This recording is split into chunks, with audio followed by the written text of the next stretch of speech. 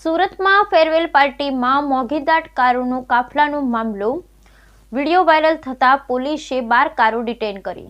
સુરતમાં ફેરવેલ પાર્ટીમાં મોંઘીદાટ કારોનો કાફલાનો મામલો વિડીયો વાયરલ થતા સુરત પોલીસે 12 કાર ડિટેન કરી। સુરતમાં ધોરણ 12ના વિદ્યાર્થીઓએ ફેરવેલ પાર્ટીને લઈ લક્ઝરિયસ કારના કાફલા સાથે રેલી યોજી હતી, જેનો વિડીયો વાયરલ થયો હતો, જે બાદ પોલીસ એક્શનમાં આવી હતી અને 12 જેટલી કાર ડિટેન કરી આ મામલે કાયદેસરની કાર્યવાહી હાથ ધરી છે। મળતી માહિતી મુજબ સુરતના ઓલપાડના કુંકણી ગામે ફાઉન્ટન હેન્ડ શાળામાં ધોરણ 12ના વિદ્યાર્થીઓને ફેરવેલ અપાઈ હતી। આ કાર્યક્રમમાં પહોંચવા માટે વિદ્યાર્થીઓએ લક્ઝરિયસ કાર સાથે રેલી યોજી હતી।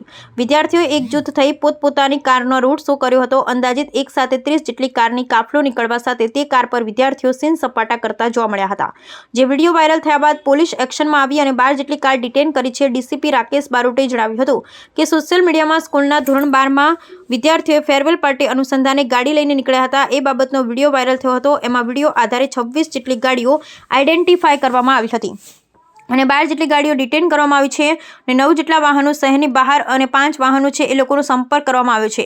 વધુમાં જણાવ્યું હતું કે હાલમાં એ વાહનો ડ્રાઈવર ચલાવતા હતા કે વિદ્યાર્થીઓ ચલાવતા હતા, એ વિડીયોમાં જે દેખાય છે તે વેરીફાઈ કરીશું અને લાયસન્સ છે કે નહીં તે મામલે ચેક કર્યા બાદ કાર્યવાહી કરવામાં આવશે। હાલમાં ફક્ત ગાડીઓ ડિટેન કરવામાં આવી છે। વિદ્યાર્થીઓ છે અને ધોરણ 12માં અભ્યાસ કરે છે અને પરીક્ષાનો સમય છે, એટલે કેરિયરને ધ્યાનમાં રાખી હાલમાં અત્યારે વિશેષ પગલાં લીધા નથી, પણ તમામ ગાડીઓ આવ્યા બાદ ચેક કર્યા બાદ આગળની કાર્યવાહી કરવામાં આવશે। ગાડીઓ લાયસન્સ વગર ચલાવતા હશે તો એમબી એક્ટ મુજબ જે કાર્યવાહી કરવાની થાય એ મુજબના પગલાં લેવામાં આવશે। Bureau report Sunil Ganjewala, Surat. Sir, સ્કૂલના છોકરાઓમાં ગાડી ચલાવતો એક વિડીયો વાયરલ થયો હતો, કયા પ્રકારની કાર્યવાહી પોલીસ દ્વારા કરવામાં આવી છે?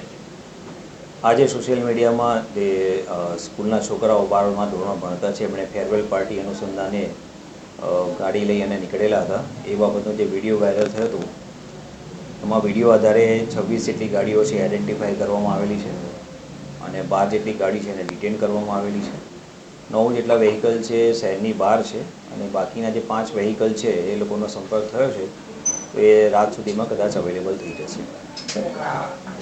સમગ્ર ઘટનામાં તમામ વિદ્યાર્થીઓ વગર લાયસન્સના ગાડી ચલાવતા હોય એવી વાત સામે આવી છે।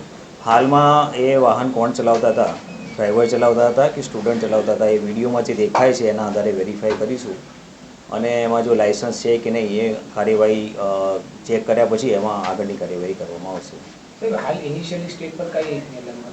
હાલમાં અત્યારે ફક્ત ગાડી ડિટેન કરેલી છે અને સ્ટુડન્ટ છે 12મા ધોરણમાં અભ્યાસ કરે છે અને પરીક્ષાનો સમય છે, એટલે કેરિયરને ધ્યાનમાં રાખીને હાલમાં અત્યારે વિશેષ કંઈક પગલાં લીધેલા નથી, પણ તમામ ગાડી આવ્યા પછી ચેક થયા પછી આગળની કાર્યવાહી કરવામાં આવશે। મૂળ ગાડીના માલિકો વિરુદ્ધ કાર્યવાહી થશે, કારણ કે એમના દીકરાઓ ચલાવે છે, ગાડી ફાધર હોય કે મોટા ભાઈના નામે હોય, તો એવા જે ગાડીના ઓનર છે એમના વિરુદ્ધ કાર્યવાહી કેવી રીતે?